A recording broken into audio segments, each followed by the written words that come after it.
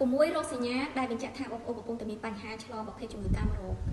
សម្រាប់សញ្ញាទី1បងប្អូនហូរខ្ទុះតាមលំហូរនំខុសធម្មតាទាំងស្ត្រីជាពិសេសបុរសសម្រាប់សញ្ញាទី2បងប្អូននឹងមានជាសញ្ញាជាការដោះដុំសាច់ដោះកទួលដោះកញ្ចុងដោយការខាត់ណាទៅនឹងប្រភេទទៅនឹងរោមគូរបស់បងប្អូនសម្រាប់ទី3គឺបងប្អូនមានការឈឺចាប់កំឡុងពេលគេនៅមួយដៃគូណាសម្រាប់ទី4គឺបងប្អូនអាចនឹងមានជាការហូរឈាមនៅពេលដែលគេនៅជាមួយនឹងគ្រួសារពេលដែលគេនៅមួយដៃគូបងប្អូនតែម្ដងសម្រាប់ទី4បងប្អូននឹងមានឃើញជាដុំពងបែកដុំដំបៅទៅនឹងប្រដាប់ភេទរបស់បងប្អូនសម្រាប់ទី5បងប្អូននឹងមានអាការៈថានោមញឹកណាហើយចាប់ផ្ដើមមានការកុហលកាហាយទៅនឹងនៅពេលដែលបងប្អូននោមហើយសម្រាប់ទី6គឺបងប្អូនមានជាការធ្លាក់សខុសធម្មតា